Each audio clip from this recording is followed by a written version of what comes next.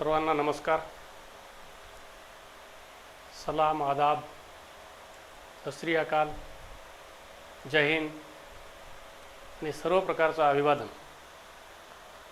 विद्यार्थी मित्रांनो, आजच्या तासिकेमध्ये आपण इंडियन नॅशनल काँग्रेसच्या स्थापनेच्या संदर्भात माहिती पाहणार आहोत. ज्या भारतीय राष्ट्रीय काँग्रेसने इसवी सन 1885 पासून ते भारतीय स्वातंत्र्य प्राप्तीपर्यंत सबंध भारतीयांचं राजकीय आणि अनेक पातळ्यांवर नेतृत्व केलं, स्वातंत्र्य लढ्याचं नेतृत्व केलं, त्या भारतीय राष्ट्रीय काँग्रेसच्या स्थापनेच्या संदर्भात आज आपण चर्चात्मक माहिती पाहणार आहोत. Establishment of Indian national Congress and his all faces. भारतीय राष्ट्रीय काँग्रेसची स्थापना आणि तिचे सर्व टप्पे याची माहिती पाहत असताना प्रथमतः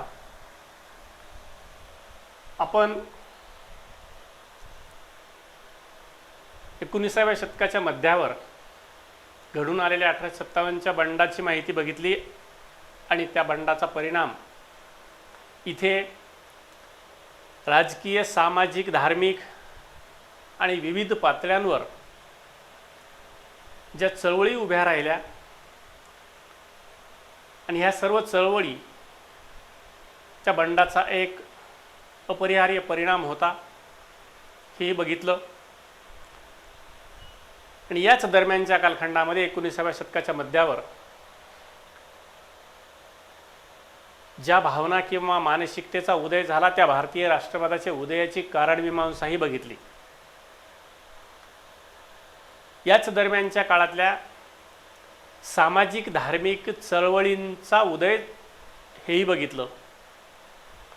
या पार्श्वभूमीवर आपण 19व्या शतकाच्या उत्तरार्धात उदयाला आलेल्या, स्थापन झालेल्या इंडियन नॅशनल काँग्रेस, भारतीय राष्ट्रीय सभा या राजकीय संस्था किंवा संघटनेच्या स्थापनेची माहिती पाहणार आहोत. विद्यार्थी मित्रांनो, 1885ला काँग्रेसची स्थापना झाली. तिथून ते पुढे 1907 पर्यंतचा मवाळ युगाचा कालखंड आहे. 1907 पासून ते 1920 पर्यंतचा कालखंड जहाल युगाचा कालखंड आहे आणि 20 पासून स्वातंत्र्य प्राप्तीपर्यंतचा कालखंड गांधी युगाचा कालखंड म्हणून ओळखला जातो. यातला पहिला टप्पा जो आहे मवाळ युगाचा कालखंड, या मवाळ युगाच्या कालखंडापूर्वी ज्या काँग्रेस या राष्ट्रीय संस्था संघटनेची स्थापना झाली त्यावर आपण आज चर्चा करणार आहोत. ही संस्था किंवा संघटना का स्थापन झाली, तिची काय कारणं आहेत, तिची काय पार्श्वभूमी आहे, 1885 आणि तत्पूर्वीच्या काही घटनांचा या ठिकाणी थोडक्यात मागोवा घेणार आहोत. या दरम्यानच्या काळातल्या वैचारिक मंथनाची चर्चा करणार आहोत. इथे दोन पक्ष आहेत, एक भारतीय आणि ब्रिटिश. या दोघांच्या समन्वयातून, या दोघांच्या पुढाकारातून भारतीय राष्ट्रीय काँग्रेसची स्थापना झाली. तर साधा प्रश्न पडेल की ज्या भारतीय राष्ट्रीय काँग्रेसनं स्वातंत्र्य लढ्याचं नेतृत्व केलं त्या भारतीय राष्ट्रीय काँग्रेसच्या स्थापनेमध्ये ब्रिटिश व्यक्तींचा पुढाकार दिसून येतो. या सर्व बाबींची चर्चा आपण या ठिकाणी करणार आहोत.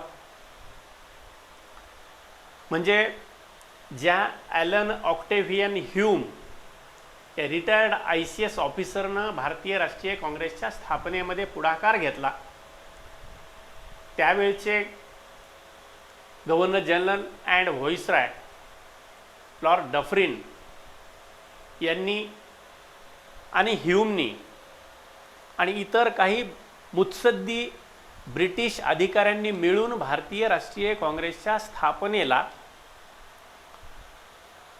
किंवा त्या स्थापनेसाठी प्रयत्न केले आणि त्यांच्या पुढाकारानं भारतीय राष्ट्रीय काँग्रेसची स्थापना झाली, याची चर्चा आपण या ठिकाणी करणार आहोत.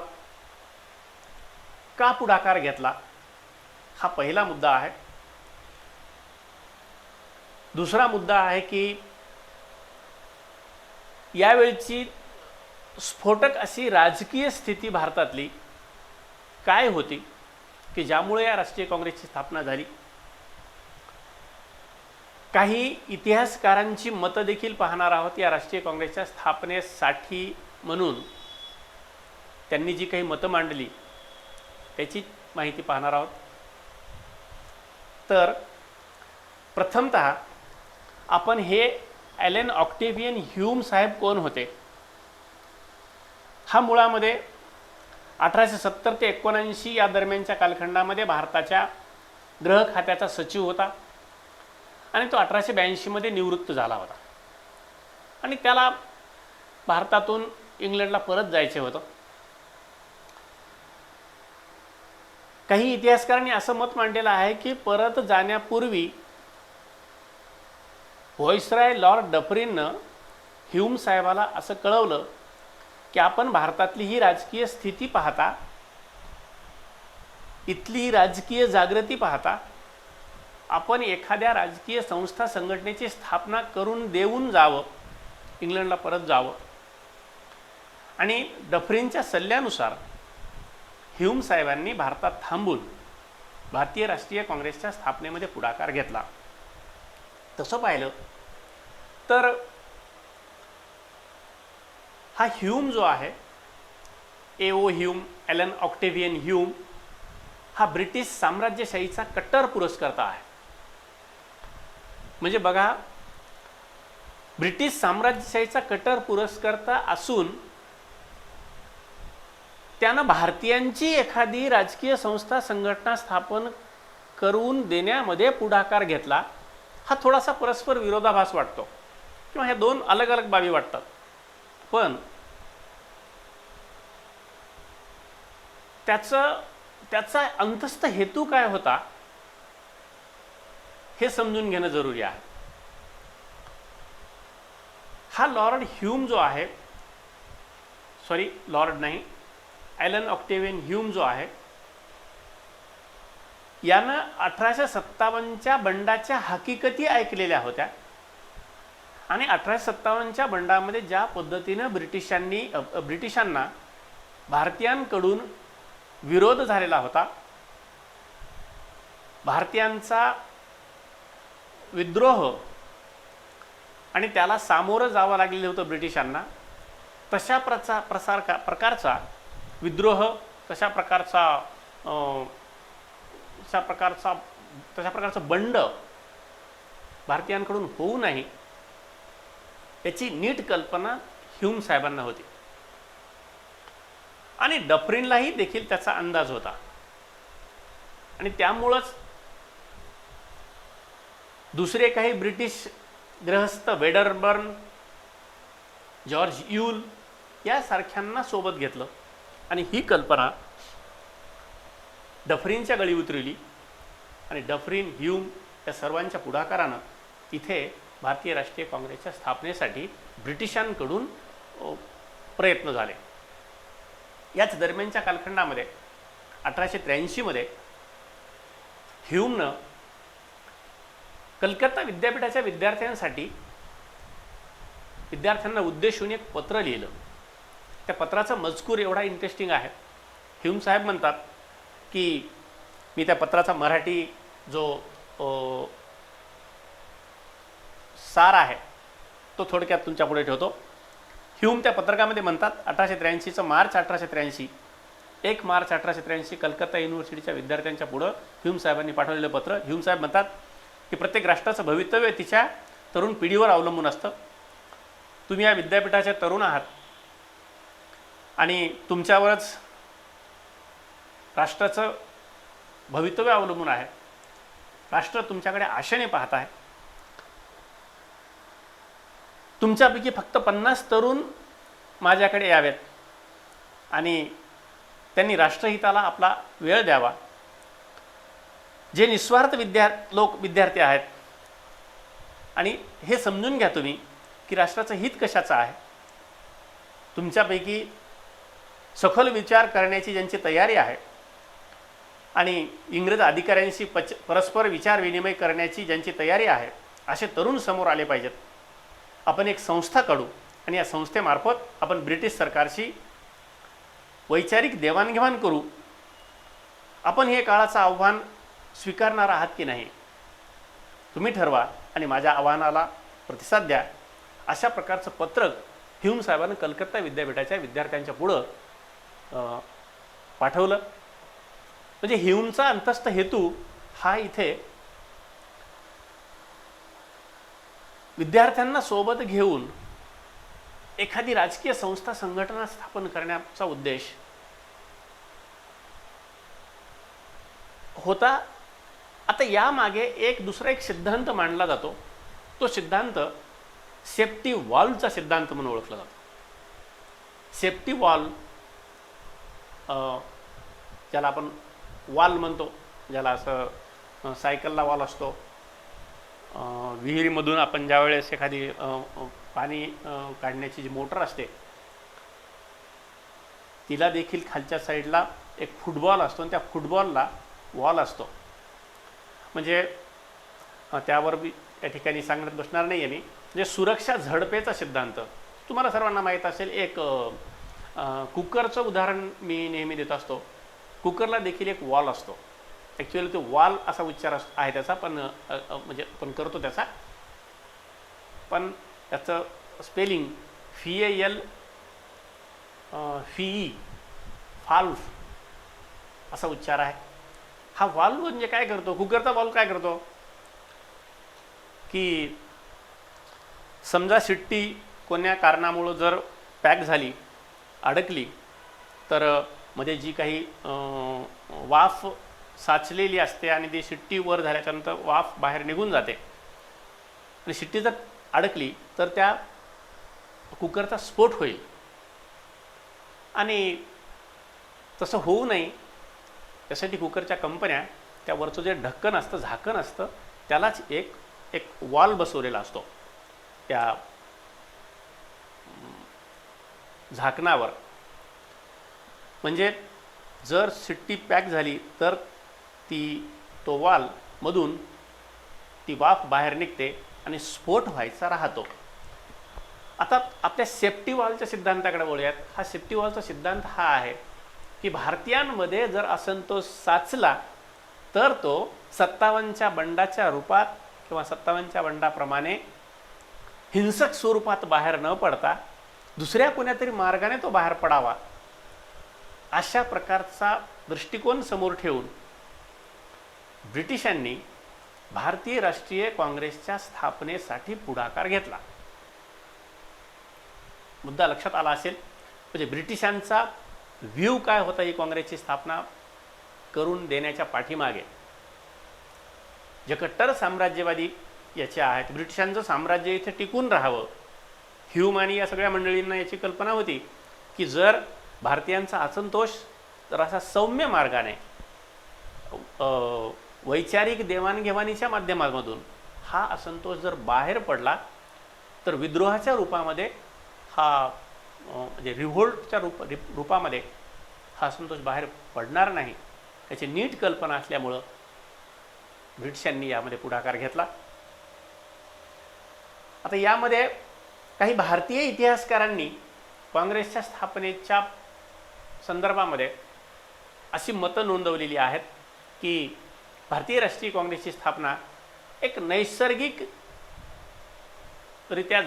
झालेली स्थापना आहे. नॅचरल म्हणजे ती एक सहज प्रोसेसचा भाग आहे, ती होणारच होती.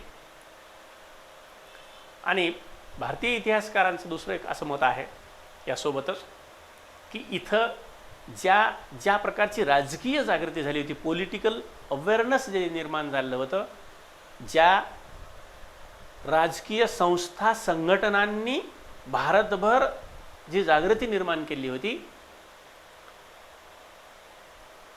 आणि जी एक रचनात्मक स्वरूपाचं कार्य या राजकीय संस्था संघटनांनी केलं होतं, त्याचाच परिणाम म्हणून भारतीय राष्ट्रीय काँग्रेसची स्थापना झालेली आहे असं भारतीय इतिहासकारांचं मत आहे. आणि हे मत सर्वसंमत आहे. सर्वच इतिहासकारांनी या मताला पाठिंबा दिलेला आहे. म्हणजे आता ही या दरम्यानच्या कालखंडात घडलेल्या घटना, म्हणजे 57च्या बंडापासून ते 85 पर्यंतच्या ज्या घटना घडलेल्या आहेत, ज्या ब्रिटिश राजवटीशी संबंधित आहेत, त्या सर्व घटना ह्या राष्ट्रीय काँग्रेसच्या स्थापनेसाठी कारणीभूत ठरतात. मग 57चं बंड आहे. 57च्या बंडाचा परिणाम पाहत असताना आपण बघितलेलं होतं की आता भारतीयांच्या लक्षात आलेलं होतं की आपण ब्रिटिशांसोबत 2 हात करून जिंकू शकणार नाहीत किंवा 2 हात करून आपण त्यांना वठणीवर आणू शकत नाहीत. ब्रिटिश सत्ता या ठिकाणावर आपण घालवणं अवघड बाब आहे. 57च्या बंडातून सुद्धा प्रेरणा घेतलेली आहे आणि एक वेगळा मार्ग अवलंबविण्याचा प्रयत्न पुढील काळात व्हायला हवा, ही 57चं बंडात एक कारण आहे. त्याच्यानंतर या दरम्यानच्या काळात घडलेल्या घटना आहेत. लिटनची कारकीर्द आहे, ज्याची चर्चा आपण भारतीय राष्ट्रवादाच्या उदयाच्या कारणांची चर्चा करत असताना केली आहे. लिटनच्या कारकिर्दीतील घटनांचा परिणाम सुद्धा देखील भारतीयांना एक सुसंघटित अशा राजकीय संस्था संघटनेच्या आवश्यकतेकडे नेणारी कारकीर्द आहे लिटनची. याच दरम्यानच्या काळामध्ये रिपनच्या काळातलं रॉबर्ट म्हणजे एक बिल आहे,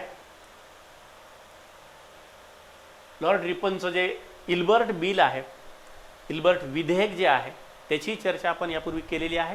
तर त्या बिलामुळं देखील ब्रिटिशांच्या प्रति कसा रागद्वेष निर्माण झालेला होता. याशिवाय याच दरम्यानच्या काळातलं जे नवं नेतृत्व उदयाला येत होतं, मग बंगालमधून सुरेंद्रनाथ बॅनर्जींच्या रूपात, महाराष्ट्रातून गोखले, रानडे, या मेहता, या नेत्यांच्या स्वरूपामध्ये जे नवनेतृत्व उदयाला येत होतं, या सगळ्यांच्या राजकीय जागृतीचा परिणाम म्हणून देखील भारतीय राष्ट्रीय काँग्रेसची स्थापना झाली. ही भारतीय राष्ट्रीय काँग्रेसची स्थापना एक अत्यंत महत्त्वाचा असा हा मुद्दा, पुढच्या भारतीय स्वातंत्र्य लढ्याची नीव, ज्याला पाया रचणारा जो एक भाग आहे, म्हणून इंडियन नॅशनल काँग्रेसची स्थापनेचा मुद्दा या ठिकाणी आपण चर्चेला घेतलेला आहे. काँग्रेसची स्थापना ही 28 डिसेंबर 1885 तेव्हापासून ते स्वातंत्र्य लढ्याच्या म्हणजे 1947 पर्यंत स्वातंत्र्य प्राप्तीपर्यंतचा कालखंड काँग्रेसच्या नेतृत्वाचा कालखंड म्हणून ओळखला जातो. आणि यातला जो पहिला टप्पा आहे, मॉडरेट पिरियड, मॉडरेट फेस, मवाळ युग म्हणून, तर काँग्रेसच्या स्थापनेची चर्चा केल्याच्या नंतर आपण या तिसऱ्या चॅप्टरमध्ये त्या मॉडरेट फेसकडे वळणार आहोत. मॉडरेट फेसमध्ये जे महत्त्वाचे नेतृत्व आहे, दादाभाई नौरोजी, फिरोजशाह मेहता, रानडे, न्यायमूर्ती महादेव गोविंद रानडे आणि गोपाळकृष्ण गोखले, या 4 महत्त्वाच्या अशा मवाळ नेत्यांचं कार्य पाहणार आहोत. तर हा जो मॉडरेट पिरियड आहे, या मॉडरेट पिरियडची चर्चा आपण पुढच्या तासामध्ये घेऊयात. आणि एक मुद्दा या ठिकाणी आवर्जून सांगायचा की मागे काल तुम्हाला जो एक व्हिडिओ मी पाठवलेला होता, त्यामध्ये काँग्रेसच्या बद्दलची मतं सांगितलेली आहेत. तर ती मतं जी आहेत, प्रामुख्याने टिळक वगैरेंनी जी मतं मांडलेली आहेत की काँग्रेस ही कशी भिक्षांदेही संघटना आहे वगैरे, अशी इतरांनी मतं मांडलेली आहेत. तर ती हे सर्व जी मतं आहेत, या कालखंडातल्या काँग्रेसच्या कार्यपद्धतीवरची ती टीका आहे.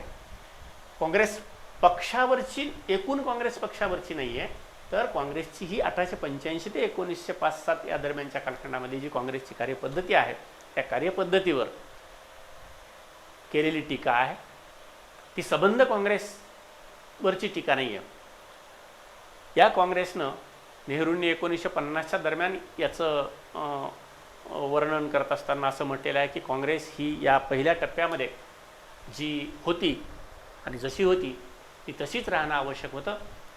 अन्यथा काँग्रेसवर ब्रिटिश शासनाकडून बंदी आली असती आणि जे काही कार्य काँग्रेस करू शकली ते कार्यही काँग्रेस करू शकली नसती. म्हणजे पहिल्या टप्प्यामध्ये मवाळ इन द सेन्स अर्ज विनंत्यांच्या माध्यमातून शिष्टमंडळं ब्रिटिश दरबारी पाठवून काही मागण्या आपल्या पदरात पाडून घेण्याचा कालखंड, म्हणजे शिष्टमंडळांच्या माध्यमामधून ब्रिटिश सरकारकडे अर्ज विनंत्या पाठवण्याच्या माध्यमामधून काही सोयी सुधारणा ब्रिटिश शासनाकडून भारतीयांच्या पदरी पाडून घेण्याचा हा कालखंड आहे. आणि तो पहिल्या टप्प्यामध्ये आवश्यक होता. त्याच पद्धतीची कार्यपद्धती आवश्यक होती. राहिला प्रश्न या मवाळजनांच्या, या मॉडरेटर्सच्या, ज्यांना ओल्ड गार्ड्स म्हणून ओळखलं जातं. ओल्ड गार्ड्स म्हणजे ओल्ड इन द सेन्स ज्येष्ठ गार्ड. त्या ज्येष्ठ गार्डची जी विचारसरणी होती, या मवाळांची जी विचारसरणी होती, ही मवाळांची विचारसरणी ब्रिटिश धार्जिणी नव्हती, तर त्यांचा ब्रिटिश शासनाप्रती विश्वास होता. ब्रिटिशांच्या न्यायबुद्धीवर विश्वास होता. ब्रिटिश शासन हे उपकारक आहे आणि ब्रिटिशांच्या करंगळीला धरूनच आपण आपला विकास घडवून आणू शकतो, यावर या मवाळजनांचा विश्वास होता. आणि अर्ज विनंत्या, शिष्टमंडळं या माध्यमातून आपण भारतीयांच्या पदरी, ब्रिटिशांकडून भारतीयांच्या पदरी आपण काही पाडून घेऊ शकतो. इथल्या राजकीय व्यवस्थेमध्ये, इथल्या प्रशासकीय व्यवस्थेमध्ये भारतीयांचा सहभाग आपण ब्रिटिशांकडे अर्ज करून भारतीय व्यवस्थेमध्ये, प्रशासकीय व्यवस्थेमध्ये भारतीयांचा समावेश करवून घेऊ शकतो. अशा प्रकारचा विश्वास, अशा प्रकारची विचारसरणी मवाळांची विचारसरणी होती. आणि त्याच पद्धतीनं 1885 पासून ते 1905-07 पर्यंत या मवाळजनांनी कार्य केलं. दरम्यानच्या कालखंडामध्ये मवाळांनी बऱ्याच गोष्टी भारतीयांच्या पदरी पाडून घेतल्या. आणि एकाच वाक्यात जर सांगायचं झालं तर जो प्रदीर्घ असा भारतीय स्वातंत्र्य लढा पुढील कालखंडामध्ये वेगवेगळ्या टप्प्यांमधून लढल्या गेला, त्याची पायाभरणी, त्याचं बेसमेंट हे 1885 ते 07 या दरम्यानच्या काळातील मवाळजनांनी केलं. एक